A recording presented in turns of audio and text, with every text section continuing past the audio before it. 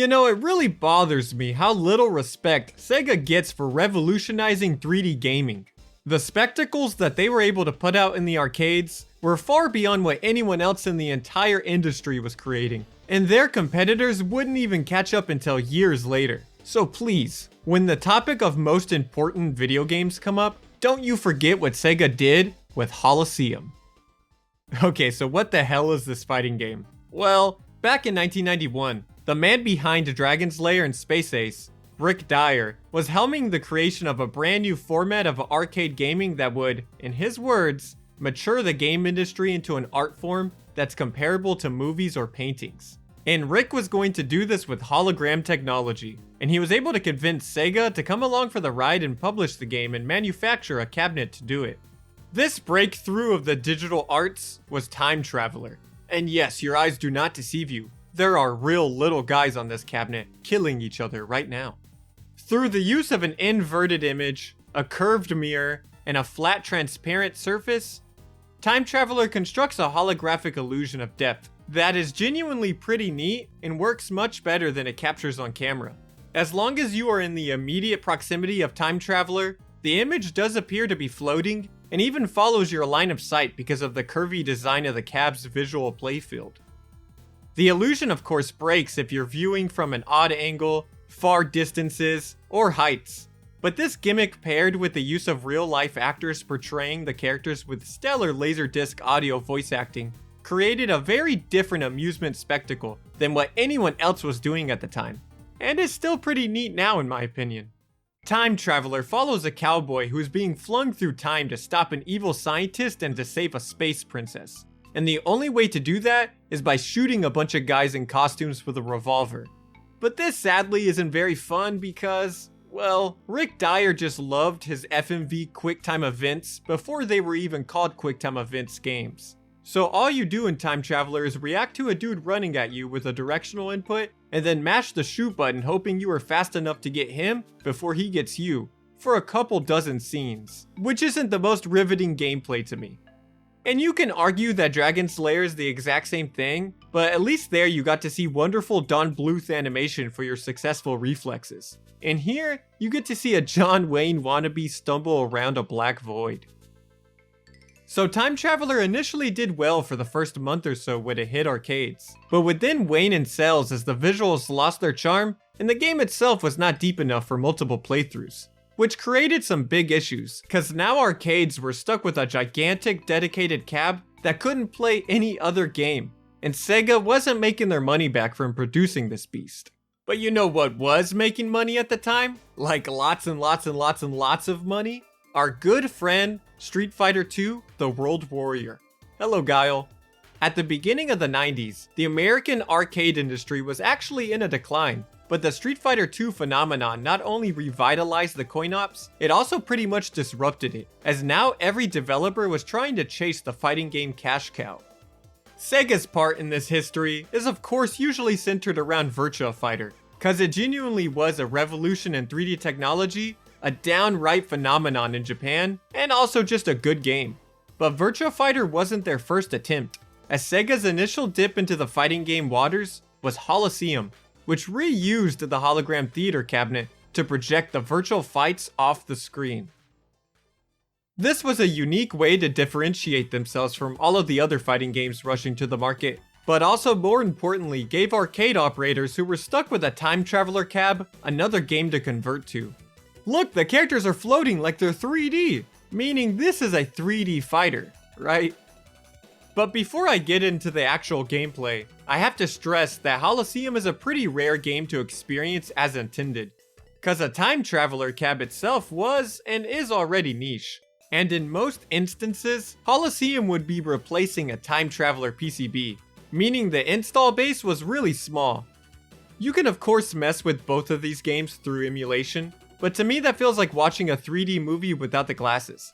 So I honestly figured I'd never really get to play these games. But I randomly got sent a video of someone that restored a Holosseum cab not too far from me. So I shot my shot and sent a message to this Spacetime Junction account asking if I could come check it out and record some real deal Holosseum footage. And to my surprise, they actually said yes. but I didn't realize at the time that I was about to walk into 80s retro heaven. Cause before I even walked inside, I had to pass by his DeLorean time machine. No, seriously, he has a full-fledged Doc Brown DeLorean, fitted with the flux capacitor that they rent out and take to events across the country. I should have driven this bad boy back to 2016 to tell Capcom to delay Street Fighter V. And then I got inside to find cabs covering the place from wall to wall, including a legit Sky Skipper cab. This is genuinely one of the rarest PCBs ever. This video should honestly be about this game, but I'll leave that to the Nintendo YouTubers. I'm trying to play some fighting games that no one else has cared about in 30 years. Spacetime Junction is a fellow creator and arcade lover too, and they make tons of videos covering all sorts of nostalgia like VHS collecting, arcade restorations, and apparently time machine cars. So I just want to give them a big shout out for graciously letting me play and film a random niche fighting game and filling me in on their insane collection. All of their accounts will be linked below. Okay, back to Holosseum, which is a 1992 Sega developed fighter that projects a mixed martial arts tournament into our reality that's hosted by a floating 3D announcer head that introduces each combatant that lights up the playfield. But this time the holograms aren't digitized actors, and are instead sprites depicting a Muay Thai fighter, a karate guy, a Shaolin Wushu master, and a big American dude who is strong, I guess. We can pretend he's Alex.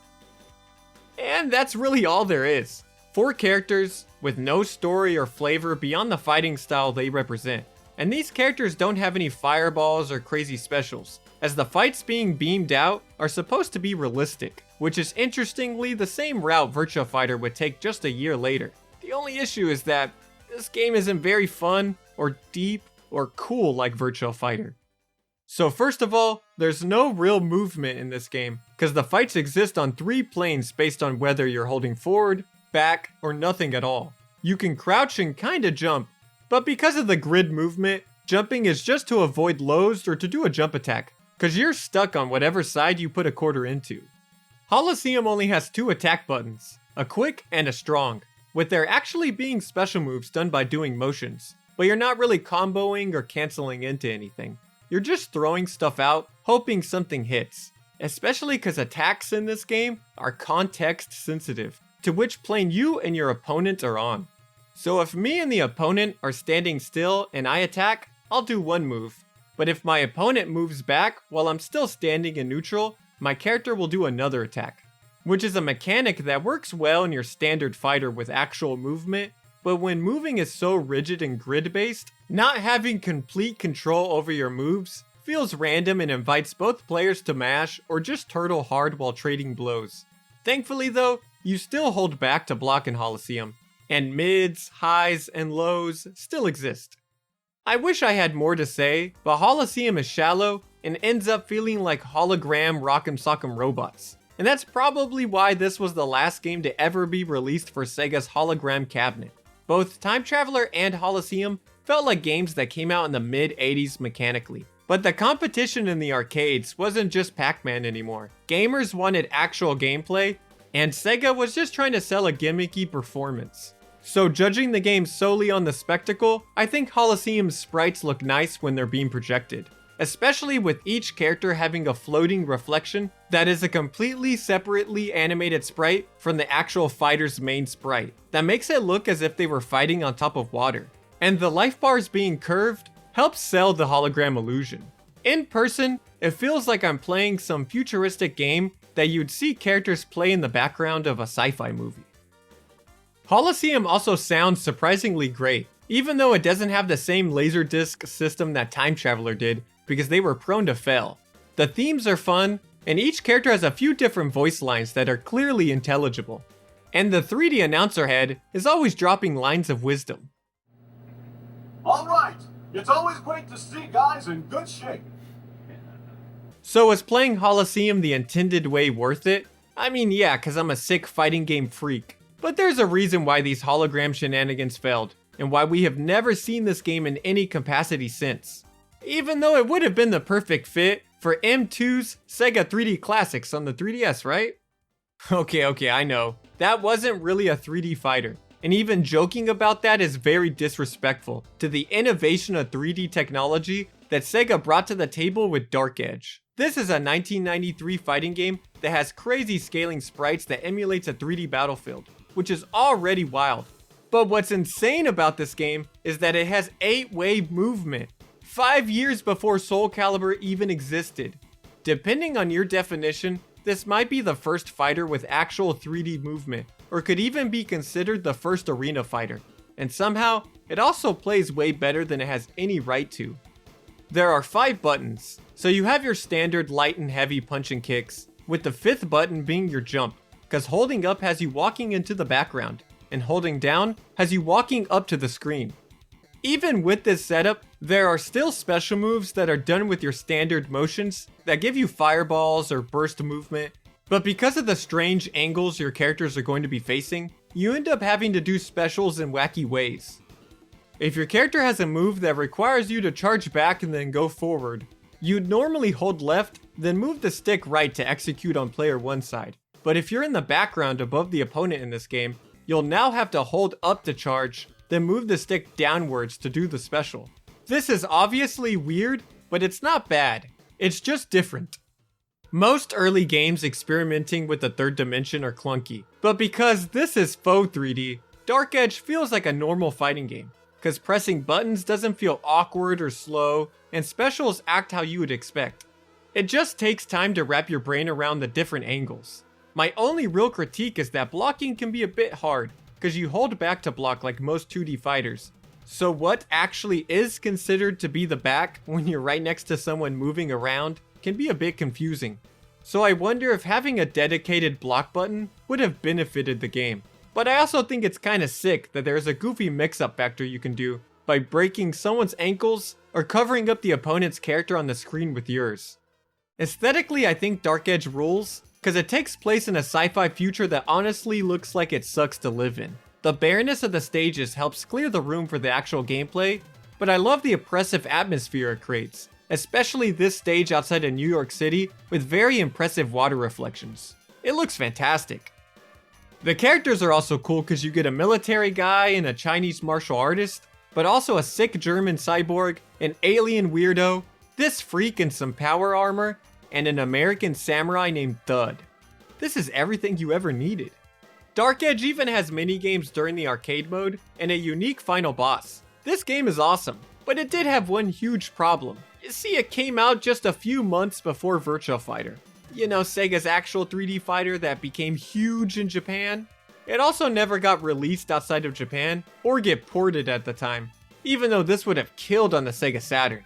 I don't think this is the greatest or deepest fighter, but it's a game and world I would have loved to see more of, and I think it could have evolved into something bigger.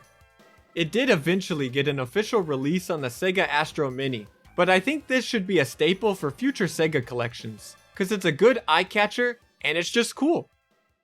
I know in the West, we tend to only think of the Genesis when it comes to early 90s Sega, but I think it's important to remember that they were also doing so many impressive things in the arcades that deserve to be remembered and preserved.